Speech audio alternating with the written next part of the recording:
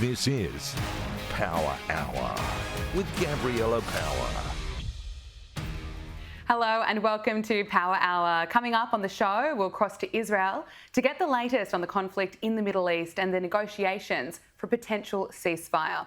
We'll also be crossing to London to find out what royal sources are saying about succession planning and why they're happening years ahead of schedule. We'll also cross to the United States to take a look at the preparations that are underway as President Joe Biden and Republican nominee hopeful Donald Trump visit the US southern border. We'll also get the reaction from Joe Biden's latest gaffe.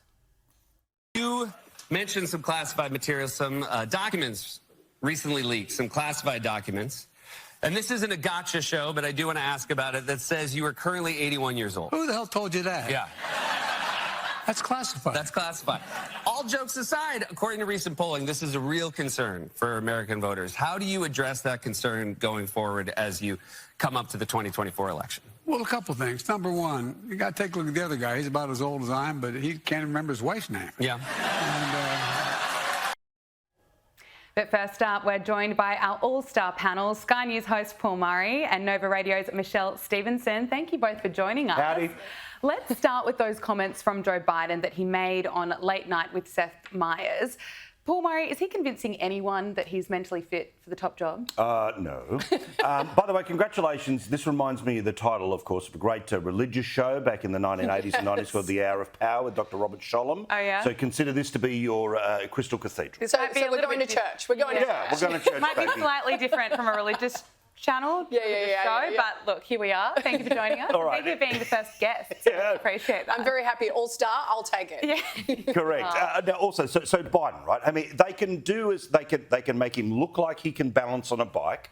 They can make him look like he's got all these great lines off his head on network television. They can make it look like he's, the best leader behind closed doors. But your eyes don't lie. The bloke is too old. The bloke misses a step. The bloke literally tripping over all over the shop. No. Michelle, what's your read on this? Because he rarely makes TV appearances, and then when he does, he just laughs off serious concerns. Yeah. A lot of people in America are really concerned about his age. Also, when he does make TV appearances, he's like that old man shouting at Sky. He gets easily agitated, which I think is not a good sign for someone who's running for the top job. Also, we have to speak about Donald Trump as well. They're both too old to be running. Let's be clear about that. It's a sad indictment on the state of US politics that we're here with two elderly gentlemen with no succession planning. And I think both the Republicans and the Democrats need to take a long look at what they're doing. Paul Murray, what's your take on that? Do you agree? My sense of it is that, again, the Republicans feel that there's unfinished business with Trump, right? Unfinished business from 2020 and almost a sense that sort of part of the first term was so nobbled, right? So they are just interlinked with Trump, to use a Cody Rhodesism from the WWE, to finish the story. Right, they've been in this. They've lost all their friends. They've argued with their family members. Totally. So if you're in on Trump, you're all in, and you're going to go all the way to the end. Biden is obviously too old, but the bizarre thing is that Biden has convinced himself that he's the only the Democrat who can beat Trump, because all the rest of them are too young, too woke. That's the other thing too. That they're so super wokey. The next range that's coming through. But the reason, by the way, that Biden in particular is trying to pretend, Trump's worse than me, is there was a poll put out by the New York Times a few months ago that suggested 6% of people, when they view them both as equally declining, move back towards Biden. So it's not just about saying, how good am I? It's about pulling Trump down to his level and winning a comparison. But also a poll that happened recently, like in the States, they said that 59% of voters say they're both too old for the job. Yeah. So I think at the end of the day, they need to look at someone who is going to take the spot. Nikki Haley, I think she's got some good runs on the board. I think she'd be a great kind of alternative. But, the Democrats don't have anyone. And as you said, they're getting too woke. They're going too far to the left. They're kind of ostracising the right and the middle even. But then there's the question of how long can Nikki Haley actually stay in the race for? Because she's got beaten by She's Trump. got the money though, and she has said she will stay. And I kind of like that. I like you need a bit of competitive spirit in the lead up to the run up to this kind of election. Yeah, but is it a lost cause? Yes, she's not going to be the nominee unless Trump is disqualified from being the nominee. The reason she's staying in and the length of time as to why she's staying in is all, will the Supreme Court uphold the decision of several Democratic states to bounce his name off the ballot? Because presumably, if he can be done in one state, it's not an election where there's a central body that's running everything. It's 50 separate elections. And if states are given the rights to boot him off, well, then he goes and she says, well, I'm the last one standing, so I get it. That said, let's imagine she did become the nominee. The 60% of people that are relentlessly voting against her will not go out and campaign for her, will not go out and vote for her. So, yes, in head-to-head matches, Haley ends up beating Biden. But the bigger problem for both these parties is young voters, voters to the left, Arab voters won't get behind Biden because of his position on Israel, and MAGA won't get behind Haley. So what, 3 people will vote?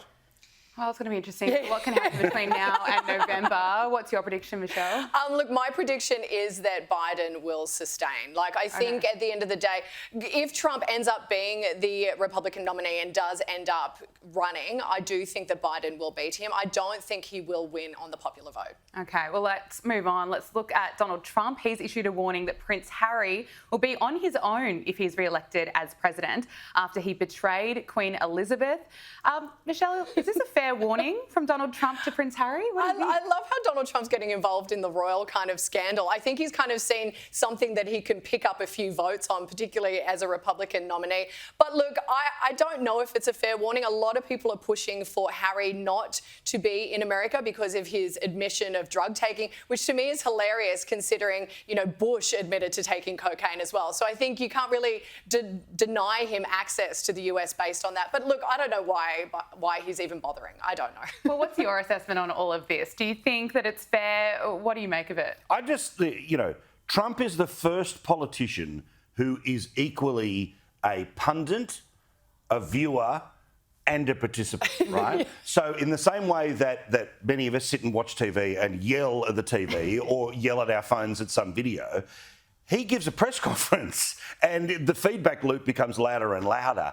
I just love, under which particular power of the US presidency do you turn around and say, Harry out?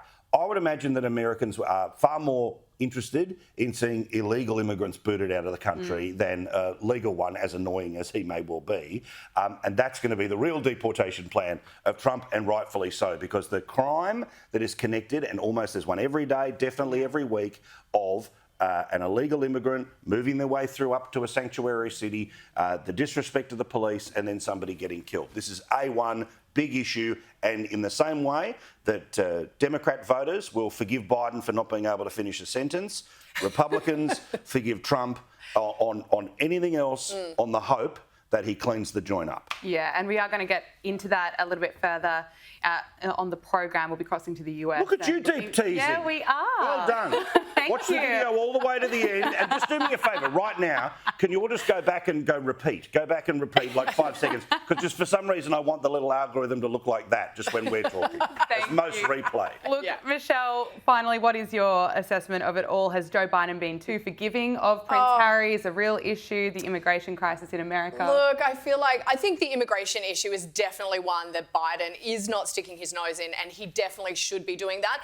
I think there's a lot of things at play here. We've had the Ukraine, we've had Israel. So at the end of the day, I don't know if the Sussexes are really high on the agenda, and I don't think they should be. Yeah, well, we'll wait and see, won't we? Anyway, we'll move on. The 2024 National Rugby League season is kicking off in Las Vegas this weekend as the league expands into the United States. The NRL is going to deploy 40 security guards to protect players while they're over in Sin City, after local authorities warned of potential extortion attempts. Now, Paul, you've been to Las Vegas a few times. I've never been there. Annually. Literally. Is the security not a joke. Love it. Like, no one's going, I've been to Vegas once, went to a wedding, flew over it. I go every year. Every single year? I found it fantastic. It's wonderful. I'm my best self. Do you need security to flank you at all times to make sure you're not extorted? Look, I've got that down pat. However, yeah, there's probably a chance every now and then I need saving from myself. Look, I'm really glad this is not a religious show. That Hour of Power is going to The Crystal Cathedral is breaking. We're not going to ask about your experiences over there. But let's talk about the NRL boys. Do rugby league players need saving from themselves? Do they need saving from themselves? Okay. Yes. Do we agree, They Michelle? can't go to a nightclub in the Shire in Sydney. They can't go. No. Look, I think it's awesome that they're there. 40,000 tickets sold in a place where the assumption is no one knows what rugby league is. But Vegas, what they have done between this, the football team that they've got there in the NFL, the Formula One Grand Prix, they just are up for an event. And apart from all the jokes about Vegas, there is nothing like it for hosting an event. There's nothing like it for going to an event. You just sort of stay in that hype field for the whole way, like when you did the Taylor Swift thing last week. Yeah, right? I was hyped the whole way. But imagine a whole city that just keeps you in that stage for ages. Yeah, and that stadium is right in central Vegas too. It's like literally there you go from the stadium and you go straight to the bar and straight to the casinos. Look, do they need babysitting? Do they need saving from themselves? 100%. Anyone who's worked in news for a very long time knows that league players are a gift. They're an absolute gift because they always do something that we're going to lead with. Yeah. Okay, you know that there's drunk and there's rugby league drunk. We keep hearing we'll be able to play this in a few days' time because it's just a matter of time until there is a scandal, right? But look, there is part of me, a small part of me, that doesn't want them to be set free and do anything unpleasant. Set them free. But I do like the idea of, there are these moments in your life where you work so hard. While all of us were sort of sunning ourselves over summer, they're running up and down hills. Yeah.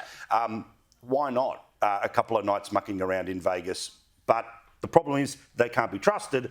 That's the point. So earn the trust, and then Mummy and Daddy Rugby League will let you stay up till dawn. Well, they've got the security. And I'll tell you where to go. So we'll say, we'll get the tips I'll next tell you week. exactly where to go. Let's move on. ASIO boss Mike Burgess has revealed a foreign interference operation involving a former politician betraying Australia and attempting to involve a Prime Minister's relative with foreign spies. The operation, known as the A-Team, targeted Australia for several years, according to Burgess's latest threat assessment. Several years ago, the A-Team successfully cultivated and recruited a former Australian politician. This politician sold out their country, party, former colleagues to advance the interests of a foreign regime. At one point, the former politician even proposed bringing a Prime Minister's family member into the spy's orbit. Fortunately, that plot did not go ahead, but others did. Burgess stated that ASIO caught the Australians involved and made it clear that the A-Team's cover was exposed. I want the A-Team and its masters to understand that if they target Australia, ASIO will target them. We will make their lives and their jobs as difficult, costly and painful as possible. ASIO disrupted this scheme and confronted the Australians involved. And while some were unwitting, others knew they were working for a foreign intelligence service. Michelle, how concerned were you to hear this? Yeah, look, I think, of course, there's a lot of concern here, but it just goes to show how well ASIO is doing, and particularly under the leadership of Burgess. Burgess has been great in his leadership role. He's shown full transparency. But, look, LinkedIn is the real source of the problem here, and that's where they're getting a lot of their spies from. That's where they're kind of coercing a lot of people. And when you look at the fundamentals of how to coerce someone into being a spy, money, ideology, coercion, ego, MICE, those are the acronym for it. And I think when it comes to the politician, it's going to be ego at play here. And they really kind of got someone big and a nest of them as well. And I think we're not going to hear the last of this. I think this is going to keep going for a very long time. But do we need to know who the politician is? I know there's been a lot of people calling for it. I don't think we need to know. I think at the end of the day, this is an ongoing threat assessment. And this politician might be helping them and might be helping them get more of the nest of spies that are in the A-Team. Paul, what do you think? Do we need to name the politician? Yes, you're being too kind. No, I'm not being kind at all, because we don't know what he could show. If they unveil him, we don't know what that could unnest in terms of the people he surrounds himself with. So this is an ongoing assessment. They can't do it right now. Well, the thing is, though, if they were trying to do that, then why tell us the operation is in play, right? Because Burgess is all about transparency. Well, not entirely. To a point, it's a Secret Service agency. I know, but he's more transparent than his predecessors. Absolutely, right? And he was very good to point out the changing threats to Australia, like at the moment, particularly sort of radical Islam issues in and around the response to what's happened post-October the 7th. But back to the politician. I think the politician should be named because, by inference, every former politician is automatically under suspicion. Joe Hockey, who came out, who does a lot of business internationally, has turned around and had to say, look, please name the damn person, right? The thing is, whatever information has been garnered, not talking about sources and methods, we're talking about turning around and saying it's this person or it's this political party, or you have to start to put a time frame around it if you're not going to name them. Now, Australian politician, the first reading of that, you go, oh, federal politics. And hang on, Australian politician means potentially state politics. And if you know your news well enough, there are little pockets that bring up memories of issues in the past. I think it needs to be someone who served, if you're not going to name them, it's someone who served in this period of time, in this type of parliament, and potentially even what political party. But what Michelle was saying earlier, do you think the fact that this has come to light has given Australians more confidence in ASIO, that this has been exposed? Yeah, I mean, look, their job is the same as trying to beat terrorism or anything else, right? They've got to get it right 100% of the time. If they get it 99% of the time, then the one that gets through is going to suffer. So absolutely well done. I'm not piddling from any height on what they did, just talking about that question of whether the person should be named. I like that they talked about how academics had been apparently co-opted to be able to go off to some conference overseas. These are the types of controls we need to be very serious about, right? We have foreign national governments, adversarial governments in China, with things like Confucius Institutes in our own universities, all right? I'm not suggesting, by the way, that this case is China. I like my job and I have no interest in being thrown into a gulag, which I'm sure exists and That's definitely will if the Greens... Wait till the Greens get in power.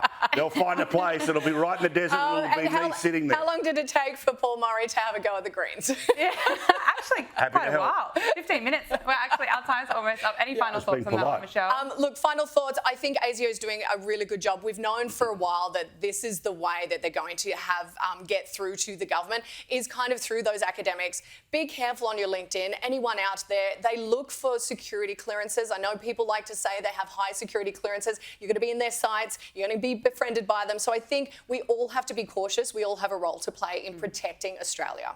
Moving on now for our final topic. The latest inflation figures have been released by the Australian Bureau of Statistics, revealing a steady 3.4% rate in January.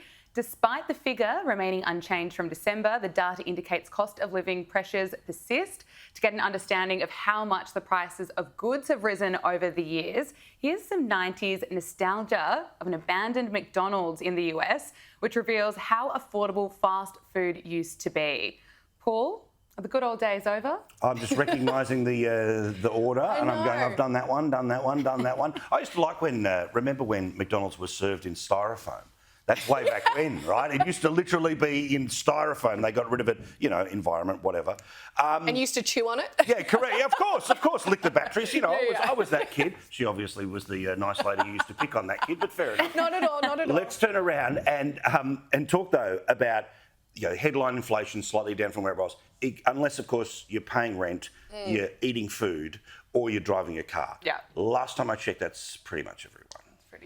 It's pretty expensive out there. Michelle, your go-to Macca's order? Look, my go-to Macca's order is a fillet of fish, and when I'm hungover, I need to order that delivered, and there's nothing worse than paying $25 for a McDonald's order, because once you put in all the service fees, look, McDonald's is really expensive, and I guess, you know, that's cost of living pressures, but I don't mind that fast food has become more expensive. I do think at the end of the day, it's kind of good for the overall well-being of Australians to kind of look towards the healthier options. Maybe don't get the Macca's order. Maybe just make some toast. You need to convince Harris Farm to set up a drive-through. If you put a drive-through on anything, Australians will be part of it. In Townsville, there's a drive-through tobacconist.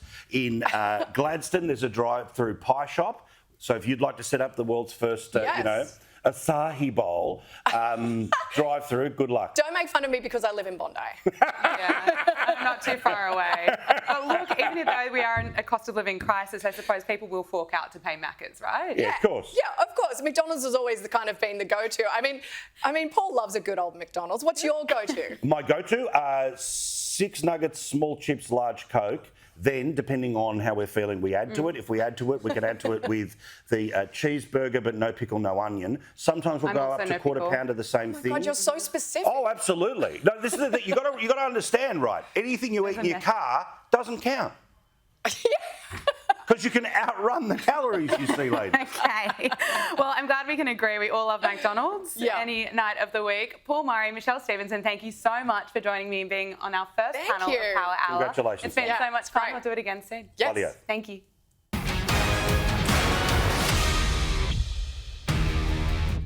Families and supporters of Israeli hostages held captive by Hamas in Gaza have set out on a 4-day march to Jerusalem to call for the release of their loved ones. Joining us from Jerusalem is the Executive Manager at the Australia-Israel Jewish Affairs Council, Joel Burney. Joel, thank you so much for joining us on Power Hour. You arrived in Israel just recently. Can you speak to us about this visit of yours? It must be a difficult one and no doubt an emotional one for you as well. Thanks for having me, Gabriella. Look, this is the second time that I've been to Israel since the horrific events of October the 7th. I've been here many, many times, and the place is completely different. Their reminder of bringing back the hostages is everywhere to see. Streets are still relatively empty, and the majority of families here have either been impacted directly through one of their family members or friends or people they know that have been murdered on October 7, or if they have kids or family members that are now fighting in Gaza. So it's a different place. And unfortunately, because of the events of October the 7th, Israel will never be the same again. So whilst I'm very, very happy to be here, and whilst I'm very happy to be able to come here and show solidarity with the people of Israel who have gone through such a tough time, it is critically important that not just Jewish people around the world, but everyone around the world understands exactly what's going on here. And the only true way to know that is by coming here and seeing it for oneself. Absolutely. Can you speak to us about the Hostages and Missing Families Forum and the demonstration that is taking place? Are we any closer to bringing the hostages home?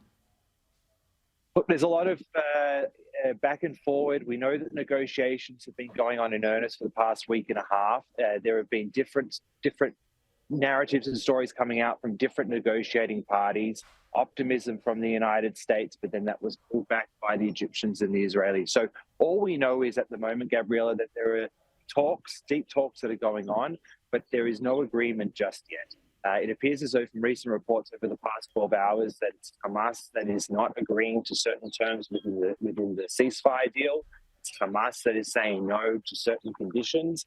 But at this moment in time, you have over 130 hostages that still remain in Gaza.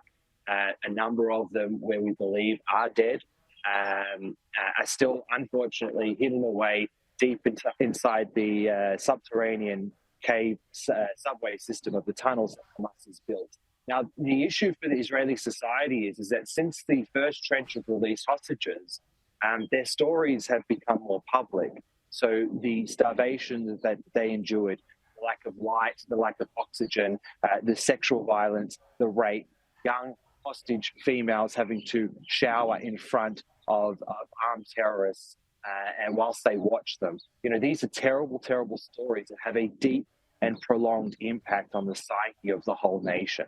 So what has happened is that over time, the plight of the hostages is becoming far more important within Israeli society. That's why you're seeing these types of protests. So it's the society itself that's coming out within this vibrant democracy to say to the government, we want our people back. The stories that are horrific, that we know that they're enduring some terrible, torturous conditions in Gaza, and the country needs them out and needs them out. Indeed.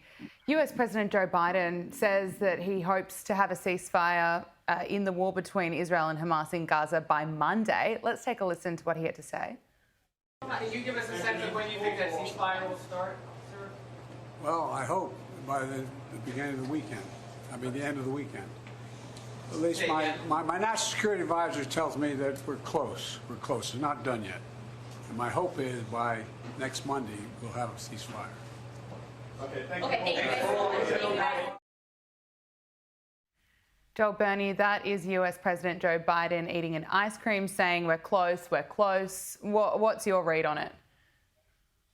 Look, on the one hand, I would love him to be right.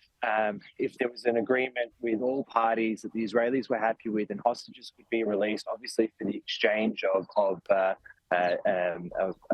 Palestinian offenders in Israel, it would be great. The idea that we could have some type of lull in the war, humanitarian aid could be better sent through Gaza to get to the people that needed it. It all sounds very, very positive and optimistic. However, I've been here now for 48 hours, and that sentiment from President Biden is unfortunately not shared by anyone here, whether or not be from the hostage family side or whether or not be from government.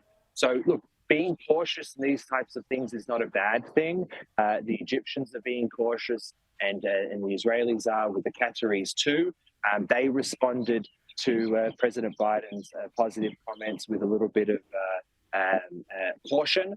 So my take is that I don't think we're there yet, even though many parties want to get to that outcome as soon as possible.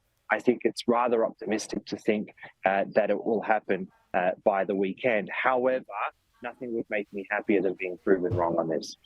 The Times of Israel is reporting that Israel is looking into alternatives to UNRWA to distribute aid into Gaza. What progress has been made and what options can really be explored at the moment? Now, this is a great question, Gabriella. I just came from Geneva, where I attended a conference at the United Nations, which specifically addressed the ideas that could be put forward to replace UNRWA. Now, let's just take a step back. Over the past couple of weeks in Australia alone, we've had the release of information that at least 12, and now I believe it's up to 42 UNRWA employees were directly involved in the atrocities that happened on October 7th. Not the glorification, not the celebration, but directly involved, dripping Jewish blood on their hands, at least now about 42 UNRWA employees. Now that is Australian taxpayer dollars paying specific people, terrorists, listed terrorists who are killing Jews. So the idea that in response to concerns raised about UNRWA, the Jewish community in Australia is told not only by our foreign minister, but by senior members of DFAT, that there are no alternatives to UNRWA, and the need is to get the funding back to UNRWA as soon as possible. And I pause on that and I say to myself, is that actually the priority? Obviously, getting as much aid into Gaza is as important as ever. The people in Gaza need it, and the distribution of aid is critically important. However, everyone needs to understand that in war or in conflict or in disaster zones anywhere around the world, there are a plethora of UN-based humanitarian organizations that are equipped to distribute the aid that is required. The UNRWA is unique exclusively to the Palestinians. It is an organization that has been infiltrated and infested with terror elements. And the idea that we will resume funding to UNRWA at all costs, whilst we know that Australian taxpayer dollars are going to the pockets and lining the pockets of actual terrorists, is an untenable situation. There should not be a choice of Palestinian aid versus the lives of Jewish people. So this conference looked at specific ways that other organizations like the World Food Programme, like UNHCR, the High Commission for Refugees, all of these different organizations that already exist within the institution of the United Nations can be deployed into Gaza. Now, the benefit of that is that the distribution of aid will be done by people that are not connected to the infested and toxic organization that is being completely overrun by terrorists. You would bring in new organizations onto the ground. It will take time. It will be difficult, and there will need to be a transition period to take the responsibilities off UNRWA and give them to other organizations. But make no mistake, this organization of the United Nations that receives a large amount of the taxpayer dollars from Australia is a toxic organization that does nothing but perpetuates this conflict. The fact that they deliver aid is no excuse for the fact that they have employees that kill Jews.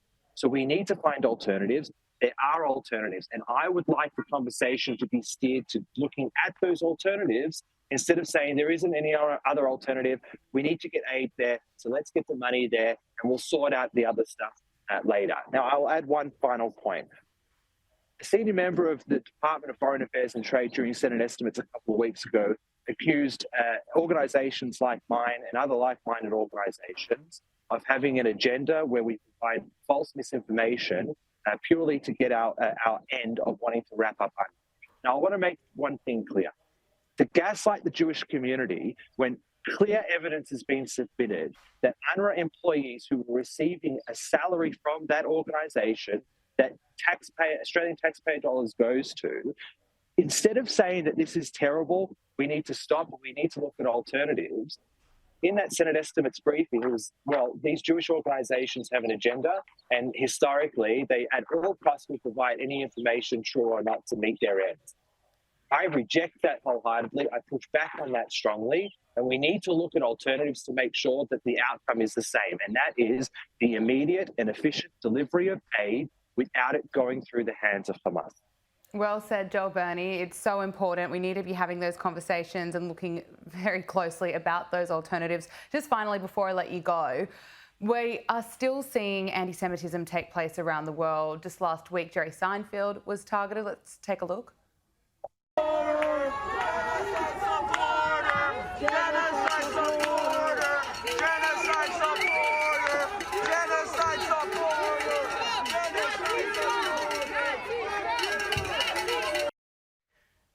Joel, we're still seeing protesters make anti-Semitic chants. What's your sense on where we're at the moment? Are there signs that this is slowing down at all?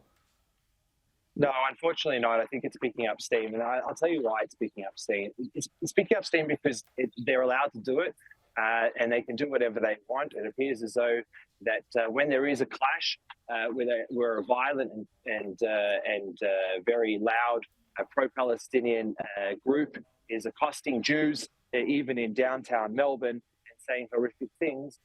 From all the video footage that I've seen, it's been the police that have been manhandling the Jews and removing them. So this takes leadership, Gabriella. This takes leadership from the top. This takes leadership to call out anti-Semitism without conflating it with anything else, such as Islamophobia or other prejudices to minorities. Now, I want to make myself abundantly clear: Islamophobia is a problem in Australia, and there has been a statistical uptick in Islamophobia since the events of October 7. However, that pales in statistical comparison to the uptick of anti-Semitic attacks. So whilst you're addressing the major problem that we have on the streets of Australia, the disharmony within the Australian community, and when every time the government talks about tackling anti-Semitism, the next two words that come out of their mouths is and Islamophobia. And I think that this is a problem. So it takes the leadership from the top to say that we, as Australians, do not like this behaviour on our streets. We, as Australians, will push back against this behaviour on our streets. And we, as Australians, and at the top through our enforcement agencies, will make sure that all Australians, including Jews, are free to be who they want to be and be free without the abuse that they receive on the streets. Now, I've had my daughter's school carnival late last year was moved from a public oval back behind their 8-foot-high walls because of security concerns. We've got kids that are taking off their Jewish symbols because they're afraid because they're being attacked. This is a problem that is getting worse and worse and worse. It's up to the enforcement authorities to understand exactly what the problem is, and also to understand that just because you have an unruly mob and that they may outnumber the amount of Jews, it is not appropriate to target the one or two Jews that's got pushed to the ground and be called supporting genocide, to then pluck them out, physically remove them, and say that they're the problem because they're breaching the peace. There needs to be a realignment with our leadership. It needs to come from the top, and there needs to be a better understanding from our enforcement agencies as to exactly what the problem is.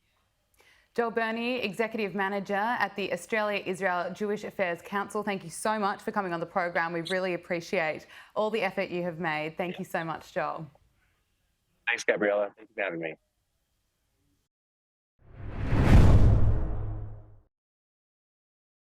It's a crucial week in the lead up to the US election, with both President Joe Biden and Republican nominee hopeful Donald Trump making their way to the US southern border. For a deep dive on all the US political news, we're joined by Emily Jashinsky, culture editor at The Federalist, who is in Washington, DC. Emily, thank you for joining us. This is Joe Biden's first visit to the border in more than a year. Why is he going now? Yeah, he's going now, I think, especially because polling has found, there was a Gallup poll actually just released this week that found immigration is now what Americans say is the biggest problem facing the country. So, when you're asked to rank which issues are the biggest problems facing the country by Gallup, people actually are now putting immigration above the economy, putting immigration above every other issue. 28% of the country right now says it's the most important issue. And why do they think that? Well, because the numbers that we've seen over the course of the Biden administration have become very, very hard for President Biden himself to ignore. And it's become more high profile as leaders in the House and the Senate have been negotiating over Ukraine funding, Israel funding, because House Republicans and Senate conservatives insist on funding for the border and actually on a bill that would dramatically change the way that border security in the United States works. The media has been talking nonstop about immigration. So it's just, Joe Biden has seen high numbers throughout his presidency. They aren't at their very peak right now. That was, late last year. They were just hitting records, it seemed like every single day. But because it's become a political football, it sort of forced the media to cover the issue in a way that Joe Biden now feels like he really has to deal with. What will this do for his chances at re-election? Do you think Americans will see through that it is an election year, or will it, boost his support? No, I don't think there's any way that Joe Biden can wiggle out of the crisis that's happened, even just politically, over the course of this last couple of years during his time. I don't think, because it's already happened. I think that's probably one of the biggest parts here. It doesn't matter necessarily what happens from now until November. Obviously, it helps him if the border numbers go down from now until November when the presidential election happens. But no matter what, Donald Trump has, and immigration, by the way, is one of Donald Trump's signature issues. It's one of the reasons that he first catapulted to success in the Republican primary all the way back in 2015, because he was talking about immigration from a hardline conservative perspective. And even Republicans at the time were afraid to talk about it that way. We actually saw a similar dynamic play out all these years later, just when Senate Republicans were debating legislation over the last couple of weeks. So this is Donald Trump's strongest issue. And Joe Biden, just by the way that he's governed, we're north of 5 million people that have come into the country, migrants that have been given entrance into the country and are currently still in this country. Some numbers have that closer to 10 million. Those numbers are crazy for Joe Biden to defend, and they've already happened. So he can, it definitely helps him to try to sort of stanch the flow over the next several months, but he can't undo what happened over the course of his time. And just really quickly, another story that highlights that is the young girl who was killed in Georgia. This has been getting a lot of media coverage by a migrant who was here illegally, should have been deported for criminal violations, came into the country in recent years. Every time that happens, going forward, that's going to be, this is part of the problem that Joe Biden has, and that there have already been millions of people with dubious asylum claims let into the country as migrants under his time in office. So every time, there's something like this that comes up, that's going to go right back to Joe Biden from now until November. Absolutely, and that is such a heartbreaking story. We actually have a documentary coming out later this week really looking into that and some of the consequences that are occurring because of the crisis at the border. I guess finally, what does it tell us or tell the world how bad the crisis is at the border, that we have Joe Biden and Donald Trump visiting parts of the southern border on the same day? And what do you expect will come out of that visit? Yeah, I think on Thursday they're both going to Brownsville, Texas. And Brownsville, Texas is right across the Rio Grande River from Matamoros, Mexico.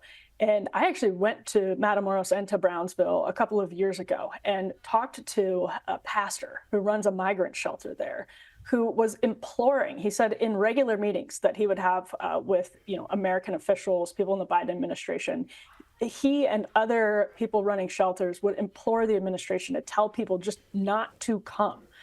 And so what we saw last year when Joe Biden went to the border was the city of El Paso, which is right across from Juarez, was totally cleaned up. And Biden didn't actually meet with a migrant. He went to a shelter, but he didn't actually meet migrants and hear their stories.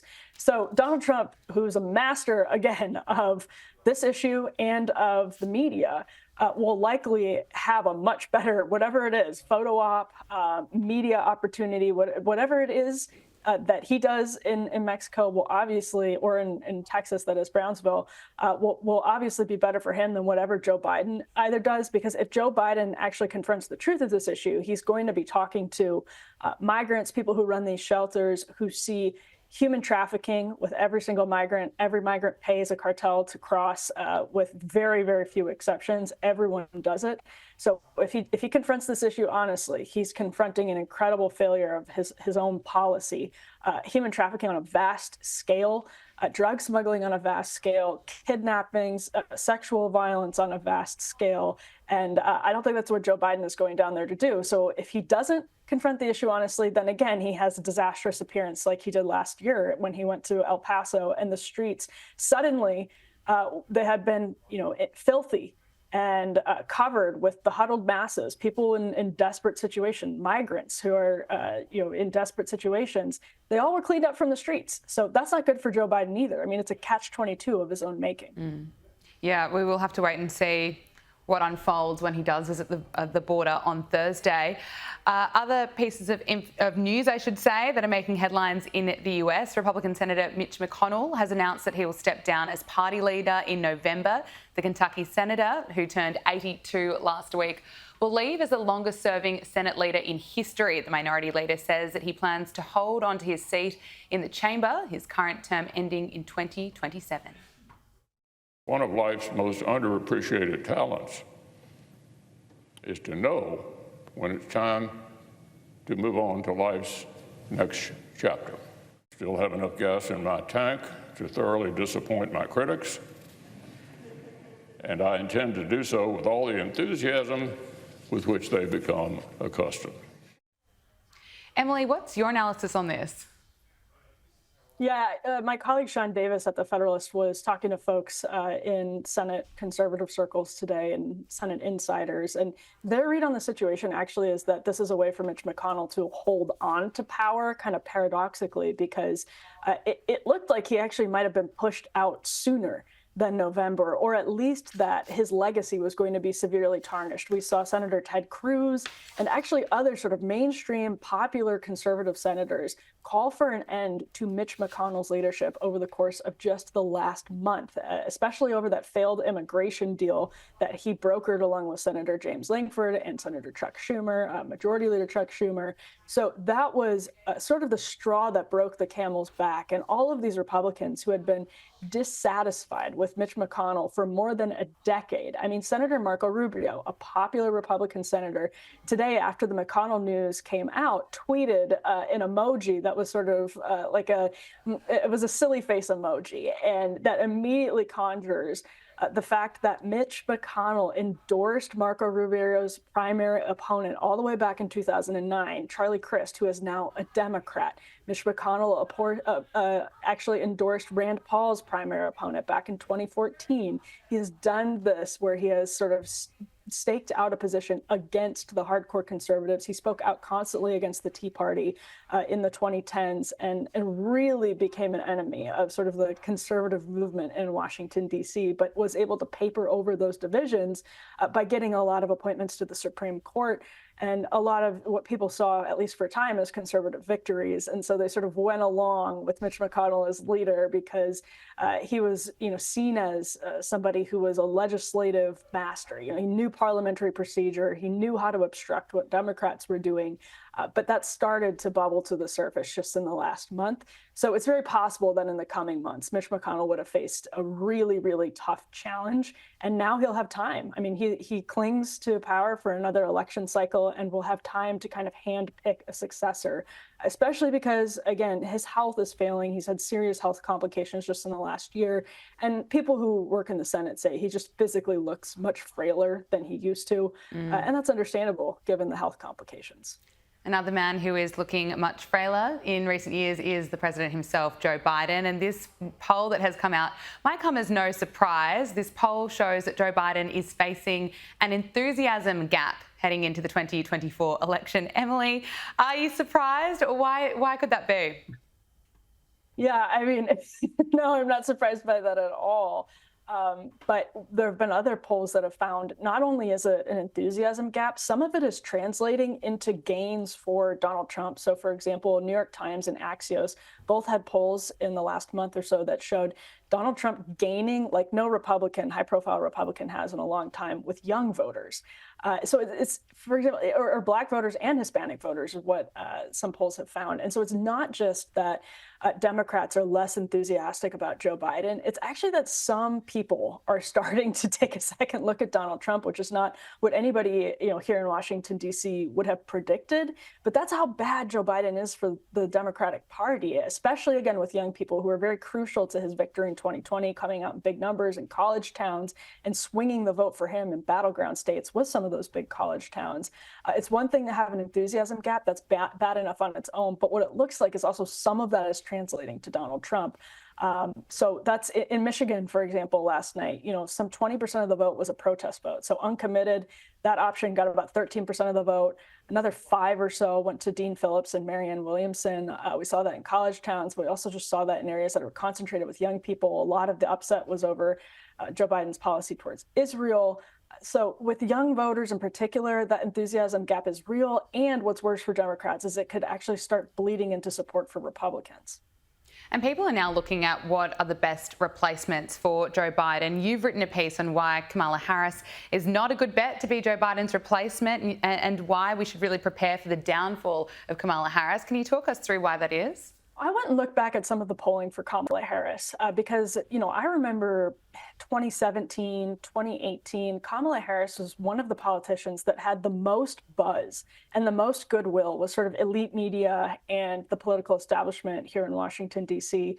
And it showed in her polls. She was Glamour's Woman of the Year. I think that was back in 2018, was getting tons of positive press coverage. And in the polls, she was doing really well. She was going up and up and up. And then after she became vice president and the spotlight really hit her hard, she had a failed presidential candidacy in the middle of that, too. Everyone, again, thought, Kamala Harris might be the one to beat. She would be a safe bet. If you were putting money on the candidates, you wouldn't be dumb for putting most of your chips on Kamala Harris.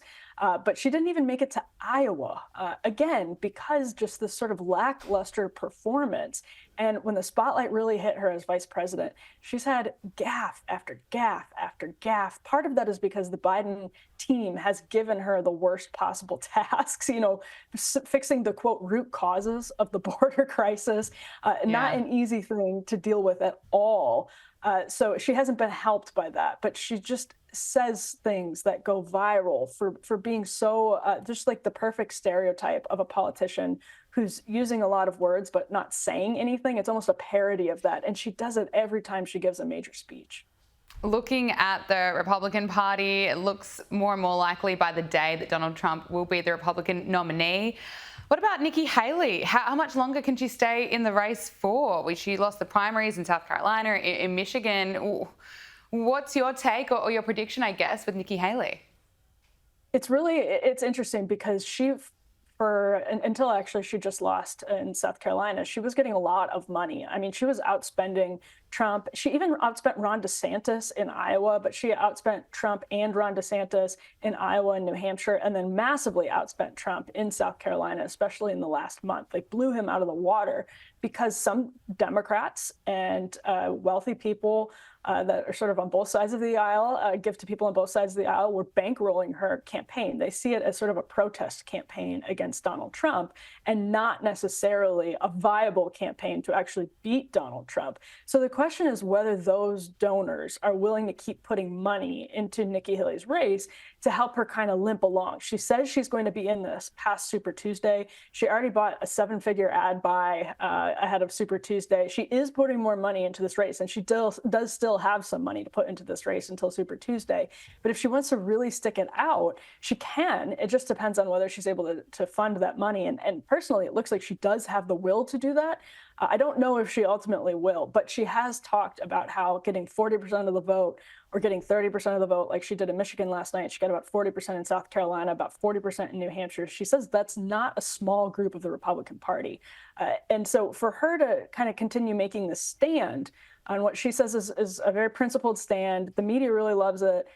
there could be a lot in it for her down the road if she's able to sort of become the high-profile foil to Donald Trump, almost the heir apparent after Donald Trump to that sort of donor class.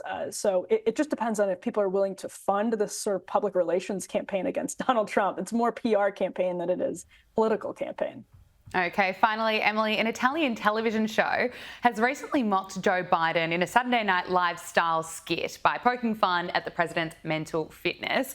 The skit portrayed an actor mimicking Joe Biden, mumbling through a speech, wandering aimlessly and confusing world leaders' names. Let's take a look.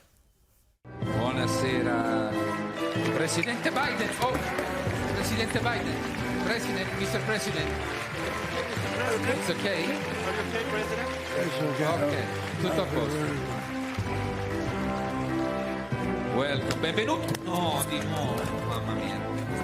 President, Mr. President, ecco. Are you okay? Yeah. Okay, it's okay. Yeah, very good. What's your name? Con chi parla? Mr. President. My name is Joe Kennedy. No, Biden, lei è Biden. È Biden.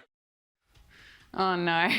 Emily, did they get it right? Is it a little bit too close to home? You know, again, yeah, I think it resonates with a lot of voters because it keeps showing up in the polls that people think, and it happens to Trump too. I mean, there's a lot of dissatisfaction, and Nikki Haley has talked about this on the campaign trail. There's widespread dissatisfaction with the same candidates as 2020 being what's on the ballot in 2024. There's a lot of polling that suggests people think Joe Biden is too old to be president. There's even polling of Democrats that suggests they wish they had another option. And so much of it, because he's passed a lot of legislation. He has put a lot of executive actions into order, but a lot of it just comes down to his inability to get through some sentences often when he's speaking publicly. He does fall and stumble a lot. And it just reminds me of the George W. Bush era. It reminds me of the Trump era when constantly Americans felt like they were being embarrassed on the world stage by their president. And a lot of the people that were upset about George W. Bush doing that and really liked Obama for being sort of refreshing and the anti-George W. Bush, someone Americans could feel proud of when he was, at the G20 summit. A lot of them are defending Joe Biden now. And I don't think that's really working for voters because for voters, when you're not that partisan, you just see a man who's really, really struggling, not unlike Mitch McConnell has really struggled with his health. It's very visible and it's almost uncomfortable to watch. And I think the Italian sketch actually really nailed that dynamic. Oh, I think they did too. It is uncomfortable to watch. We keep watching it though. Emily Jashinsky, culture editor at The Federalist. Thank you so much for coming on the program. We really appreciate it. Thanks for having me.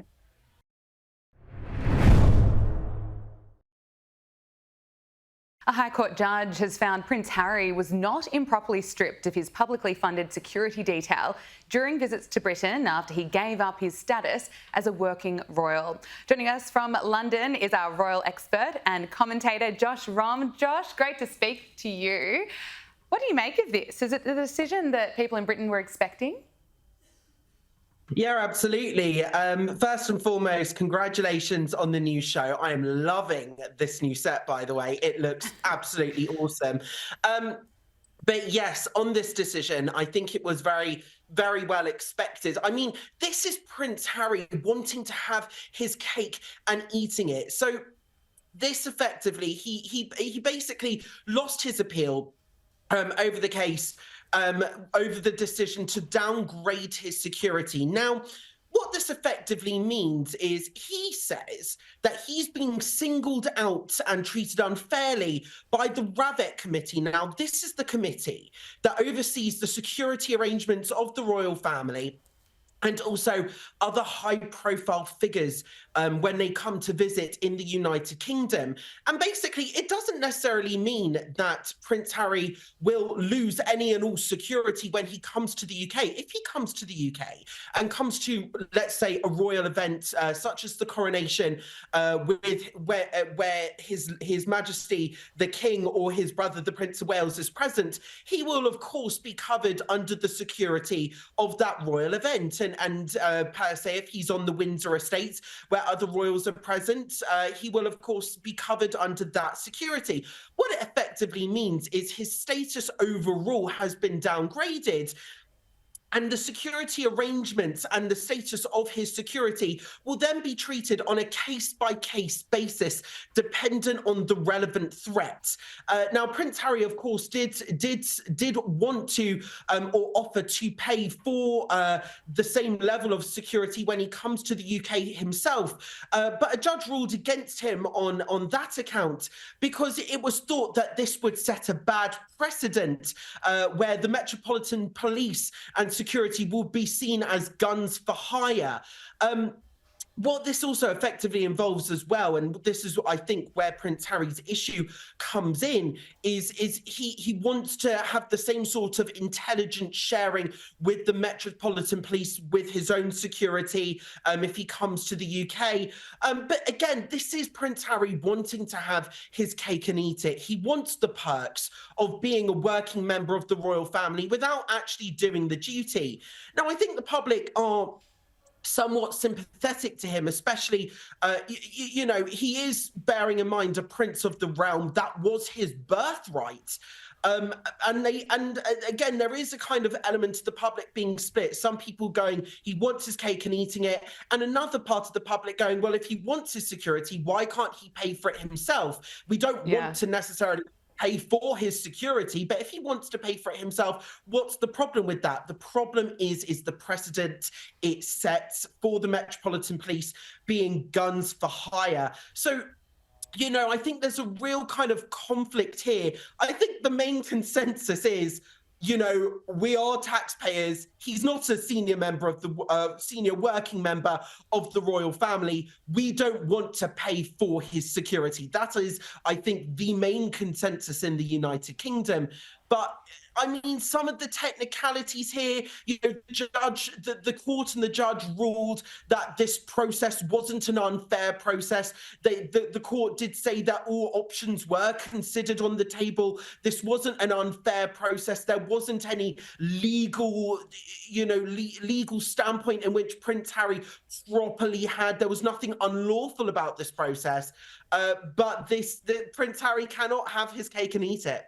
Yeah, it'll be interesting to see whether this has an impact on Harry and Meghan's already dwindling popularity. But let's talk about Prince William. He withdrew from an event due to an unspecified personal matter, and it's raising concerns about the state of the royal family. Do we have any more information, or do we know why Prince William pulled out of this event? We do not know why Prince William actually pulled out of this event itself.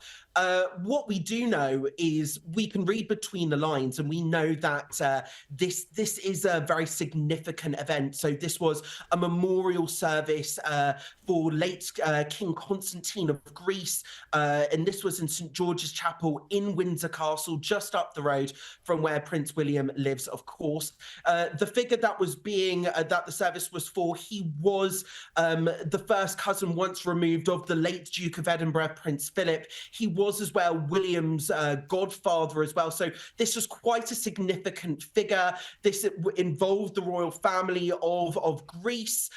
We know that Prince William called the Greek royal family to let them know that he was unable to attend. We also know that there were various other figures from other royal families from Europe. Some members of the Spanish royal family were also there in St George's Chapel as well. So we know that this was really quite a significant event for Prince William to miss. We know that he was due to partake in a reading in the Order of Service.